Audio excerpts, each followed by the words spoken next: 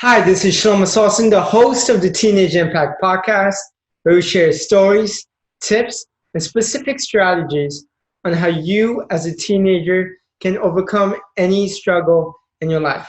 Whether you're going through anxiety, depression, suicidal thoughts, relationship issues, confidence issues, I've interviewed over 60 people from around the world on what they have gone through, how they overcame it, and how you can too. I have phenomenal news. My book, Never Fight Alone, is finally done. I have some exciting news to share with you. Very soon, I'm going to be releasing my book very soon, and the details are coming up next week. Well, depending on when you listen to this podcast episode, from the time of the release of the episode, I am releasing details of of my new book very soon. Never Fight Alone. It's a compilation of 51 inspirational interviews that I have done of people overcoming different mental health struggles and tips for people going through the same thing. And if you want to learn more details about the book, join my email list. And you can click the link in the description. You'll also receive a free guide, the 52 tips I wish I knew when I was in high school. I spent an entire month listing out all my life lessons, and I want to provide it to you for free. I'm going to send you with weekly updates about my podcast, my blogs, send you some inspirational messages, and give you updates about my new book. This whole coronavirus got everyone messed up. It left us from seeing our friends every day, having a good time, going to events, going on vacations, to now spending our entire time locked up at home. It's really difficult to learn at home, especially maybe you have some stuff going on at home. Maybe you're not the best learner in front of a computer. Maybe you need something visual. Whatever it is, a lot of people learn differently. And maybe half of us don't like being at home and learning. And the other half who do love being home learning, kudos to you. But if you're one of those people who are home and easily get distracted, not very productive, this podcast episode is for you. I don't know what the whole plans are with school coming up in the next 3 to 4 months. I know every state is different. Pennsylvania has virtual learning 3 times out of the week. I know Florida is going back to school. A lot of states are differently. But if you are going to be stuck at least half the week or a few days out of the week learning from home, this podcast episode is for you. I am going to provide 5 tips for virtual learning success. Here it is. Tip number 1, set up a learning station where it is quiet. No one likes to study or listen to lectures or listen to a teacher when there's TV going on in the background, or we're hearing background noise, or we're hearing maybe our siblings arguing over something, or a sibling and parent arguing over something, whatever it is. Find a section where it is quiet. It could be your living room, if there's no one there. It can be your own personal room, or maybe you can even tell your parents or whoever it is to keep quiet in certain times of the day so you can concentrate and you don't have any noise in the background. But if you like a little bit of noise in the background, if that helps you focus, feel free to maybe put on the TV or just a little bit music on low just to help you concentrate. So it all depends on you. It's impossible to create a positive atmosphere when you're trying to learn something and there's so much noise in the background, you're getting frustrated, you're getting distracted. It leaves us with a lot of negative emotion. And when we have negative emotion, or when you're hearing so many different things, it's hard to retain information. So find a quiet place. Tip number 2, set up a routine. Just because you can wake up and literally go to class in 15 minutes by just putting on something and brushing your teeth and just going on your desk doesn't mean you should spend 15 minutes waking up and going on your desk for class or to study.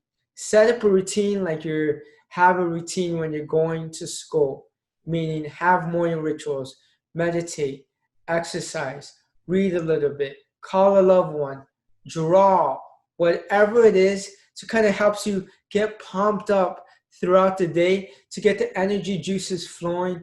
Do it. Because when you set up a routine every single day, it's going to set you up for success. It's going to make you more productive. It's going to help you retain information. A daily routine provides us with structure and logical sequence in our lives. It helps us become more efficient, proficient, and it decreases the stress levels.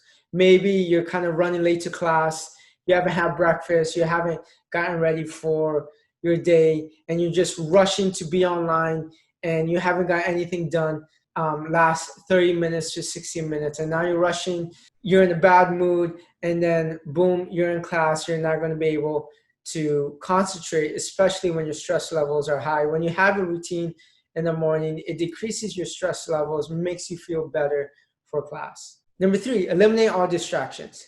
Yes, that means the TV, that means your phone, especially our phones. We check social media all the time. Just because our teacher is not on the other end checking up on us does not mean we can be on our phone while listening to a lecture.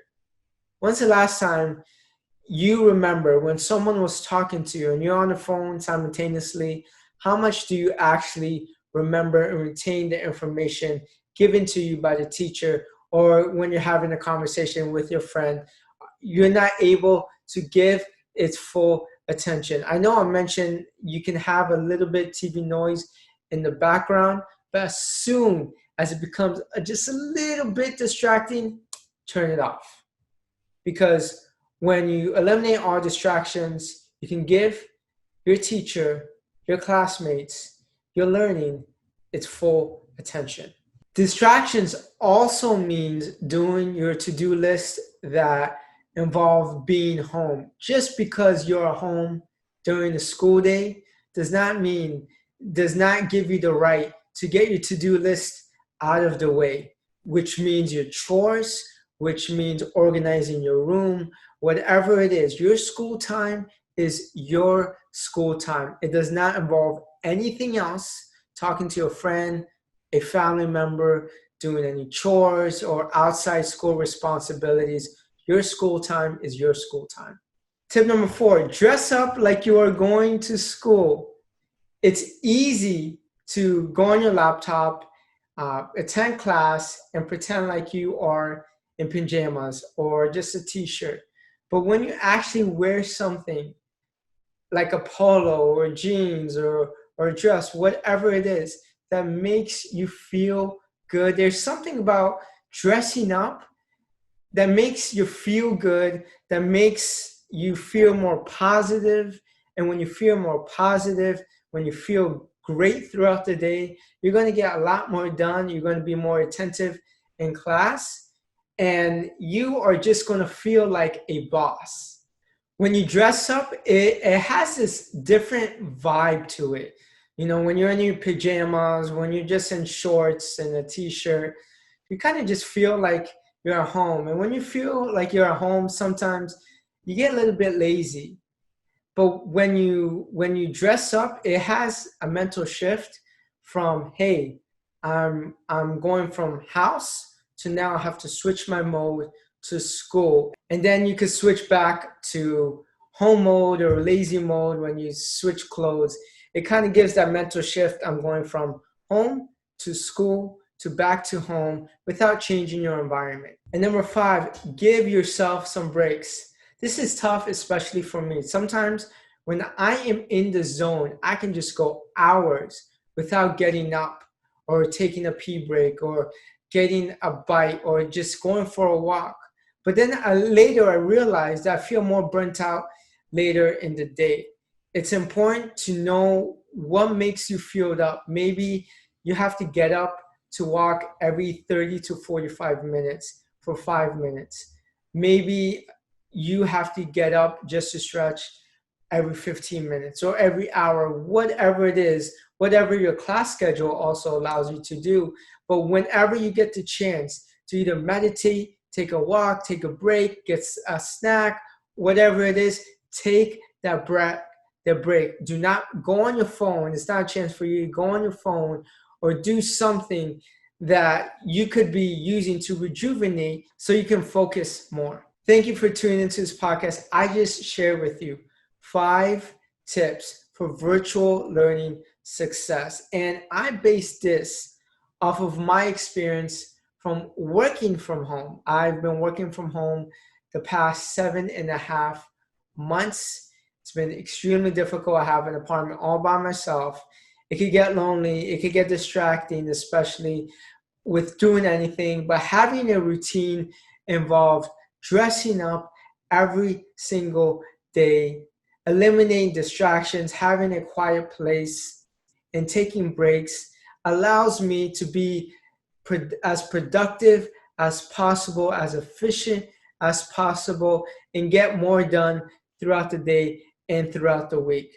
Now, there's going to be times where you might break some of these tips or you might have an off day. Don't beat yourself over it because each and every one of us has an off day, has an off week, but you just got to get right back into it the next day or the next week and let the past be the past. I'm going to end with this quote. It's by George Evans, and it says, "Every student can learn, just not on the same day or the same way." It's powerful, especially during quarantine, especially being home learning, especially this change of pace, change of environment, and stuck to your computer, stuck at home, especially some of us has unfortunate home environments.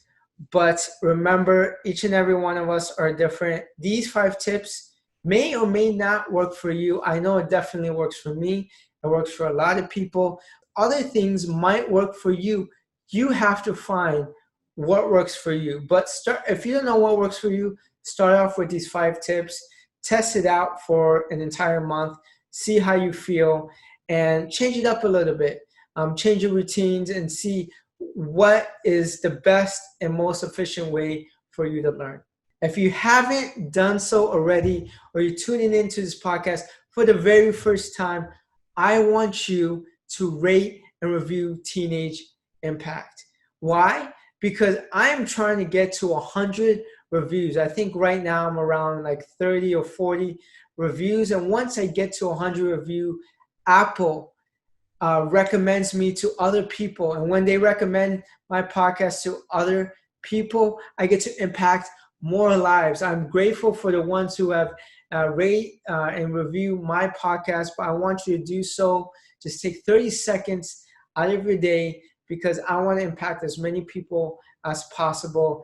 And your ratings and reviews are extremely important for me to do so. If you haven't joined my email list, click on the link below or right now to join to get an update on when my brand new book, Never Fight Alone, comes out.